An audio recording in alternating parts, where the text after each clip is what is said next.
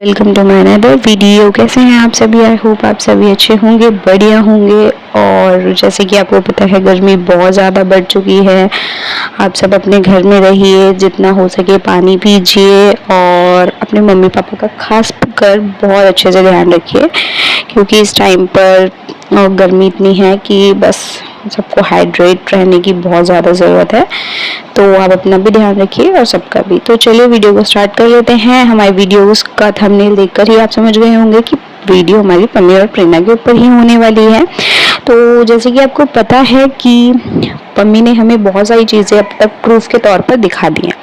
अब हमने ये सारी चीज़ें देख ली है, हमें सब कुछ पता है कि पम्मी कितना ज़्यादा परेशान है, कितना दुखी था। और अब तक वो पहले चुप था, बस बोलता था कि दिखाऊंगा दिखाऊंगा, चीज़ें आने दो सामने, प्रूफ टाइम आने दो, मैं सारी प्रूफ को क्लियर करूंगा, प्रूफ दिखा के हर चीज़ें क्लियर करूंगा। बट वो रुका हुआ था, अब वो वेट कर रहा था सही टाइम का, और या यूं कहे वो वेट कर रहा था कि कहीं बातें ज़्यादा बढ़े तो ही वो इन चीज़ों का खुलासा करे। इसलिए ही उसने अब जाके चीज़ें क्लियर करी हैं, ज़्यादा चीज़ें अब दिखाई हैं, क्योंकि ज़्यादा बात बढ़ गई है इस वजह से। नहीं तो वो अब तक भी चुप ही था। उसने हमें सब चीज़ें दिखाई हैं, फ़ोटोज़ वगैरह, आईडी लॉगिन, सब चीज़ें मैंने आपको वीडियोज़ में क्लियर करी हैं, जो जो मेरे पास अपडेट आई हैं। वहीं अब उन्होंने हमें एक और चीज़ें बताई हैं। उन्होंने बताया है कि उनके पास उनके ऊपर ऑलरेडी बहुत केस लगे हुए हैं, और वो केस अभी से नहीं, वो शादी की अब से पहले से केस लगे हुए हैं। वो भी कुछ तो प्रेरणा के ऊपर ही, प्रेरणा की वजह से ही केस लगे हुए हैं, कुछ उसकी मम्मी ने लगवाए हुए हैं, और कुछ छोटी मोटी लड़ाई झगड़े के होंगे, वो केस लगे हुए हैं। तो अब एक और मुकदमा है जो लग चुका है, जो प्रेरणा ने नहीं सिर्फ तन्मय ने भी लगवाया है। हाँ जी, सही सुना, त्यागी जी ही हैं जो अब की बार इन्वॉल्व हैं। प्रेरणा और त्यागी जी ने दोनों ने मिलकर ये मुकदमा पम्मी के ऊपर लगवाया है, और तन्मय के साथ में ही जाकर रिपोर्ट दर्ज कराई है। और जो तन्मय है वो अपने गाजियाबाद में ही जाकर उन्होंने ये रिपोर्ट लिखवाई है। उन्होंने प्रेरणा के साथ ही जाकर ये सारी चीज़ें जो भी हैं वो सब चीज़ें बताई हैं पुलिस स्टेशन में जाकर। वहीं दूसरी तरफ प्रेरणा ने ये चीज़ें बोली हैं, ये सिर्फ मेरा दोस्त है और उससे ज़्यादा कुछ नहीं है, और मैं घूमने गई थी मेरे दोस्त के, उससे ओनली ये मेरा दोस्त है, उससे ज़्यादा कुछ नहीं है। और मेरा तो डिवोर्स पम्मी से हो चुका है, तो उसे मुझसे अब कुछ लेना देना नहीं होना चाहिए। मेरी लाइफ है, व्हाटएवर मैं कुछ भी करूं उसकी लाइफ होगी, तो मैं भी कभी घुसती नहीं हूं। तो पहली बात तो मैम आपका अभी तक मैम भी नहीं, जैसे कि मम्मी ने क्लियर कर दिया, च्युइंगम ही कहा जाएगा आपको, चाहे गलती गलत कुछ भी समझो आप, बट च्युइंगम ही कहा जाएगा। यूज एंड थ्रो वाली चीज़ें ही कराती हो आप अपने साथ, और वही चीज़ें हैं। चाहती तो अब तक चीज़ें भी ठीक हो सकती थी अगर चाहती तो, पर नहीं चाहती, क्योंकि आपका मन हट चुका है और आप चाहती ही नहीं है कि आप वापस से रिलेशन में आए, वापस से अपनी शादी को कंटिन्यू करें। आप चाहती हैं कि आपको घूमना है, आपको सिर्फ अपनी लाइफ को एंजॉय करना है। आप चाहती हैं नॉर्मल, जैसे बिना शादी के बैचलर्स लाइफ कैसी होती है वो वाली चीज़ें आप चाहती हैं। तो अब आप कैसे भी वापस नहीं आएंगी, तो गलतियाँ आपको ढूंढनी है और कुछ नहीं। तो वापस से मैं बात टॉपिक पे आती हूँ, जो कि वो बोल के आई हैं, वो बता के आई हैं अपने मम्मी और अपने बारे में कि हमारा डिवोर्स हो चुका है और अब हम अलग अलग हैं, तो किसी को किसी से मतलब नहीं होना चाहिए, और ये मेरा जस्ट दोस्त है। और ये इसके अलावा ये सब चीज़ें होने के बाद भी वो ये सारी हरकतें कर रहा है सोशल मीडिया पर, और वगैरह वगैरह बहुत सारी चीज़ें कर रहा है, जिसकी वजह से मेरे काम पर चीज़ें ख़राब हो रही हैं, और पब्लिक के आगे मेरी जो इमेज है वो ख़राब हो रही है। ये सारी चीज़ें मम्मी ने अपने लाइव में भी बताया है और अपनी वीडियो में भी बताया है। तो रही बात इनकी कि इनकी इमेज ख़राब हो रही है, अब इन्हें फ़र्क पड़ रहा है। इमेज इनकी बहुत टाइम पहले ही ख़राब हो चुकी है, अब उसे इन्हें फ़र्क ना पड़े तो कोई कुछ नहीं कह सकता, किसी को किसी से कोई मतलब नहीं है। बट ये सिर्फ जब ही पॉसिबल होता जब आपका डिवोर्स हो चुका होता। बट अब ये सबको पता है, आप खुद भी बहुत बार अपने व्लॉग्स और वीडियोस में बोल चुकी हो कि अभी हमारा केस चल रहा है। आपने जब फर्स्ट वीडियो बनाई थी रो रो के, तो आपने बोला था कि हाँ मेरा और तलाक हो रहा है उसका, मतलब पम्मी तो नहीं बोला था आपने, मेरा और उसका तलाक होने वाला है और मैं चाहती हूँ जल्द से जल्द ही तलाक हो जाए, भगवान करे, ऐसे आपने बोला था। यही आपकी वर्डिंग थी। तो अब आप चेंज नहीं हो सकती हो और अब आप ऐसे बोल रही हो इतने कॉन्फिडेंटली जाके, जबकि आपको पता है अभी आपका तलाक नहीं हुआ।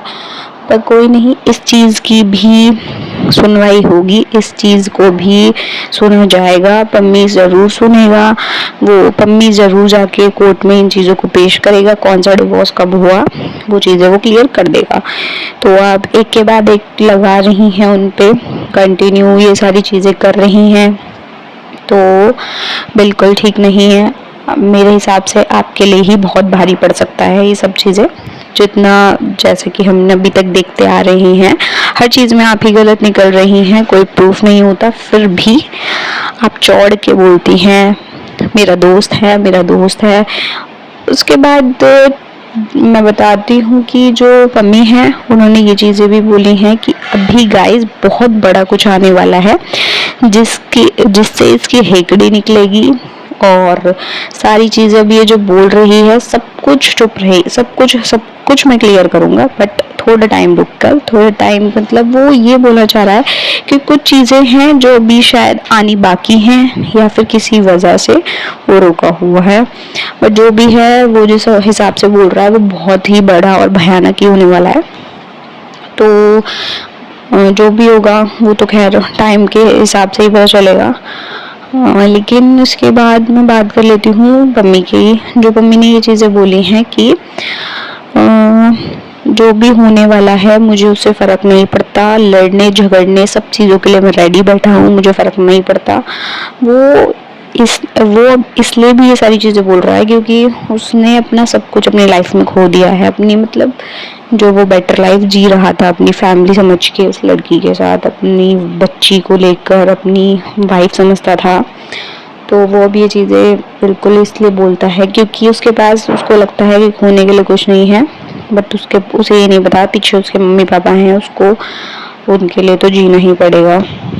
ऐसे आप इतना ज़्यादा नहीं कर सकते हो कि आप मतलब हर चीज़ों के लिए छोड़ दोगे और ये बोल दोगे कि नहीं मरने मारने के लिए तैयार हैं, क्योंकि जब लड़ाई होगी तो दोनों तरफ से ही होगी। तो जितना हो सके आप नॉर्मल रखिए इन चीज़ों को, ज़्यादा चीज़ें ना ख़राब हो, ध्यान रखिए पम्मी उस चीज़ का।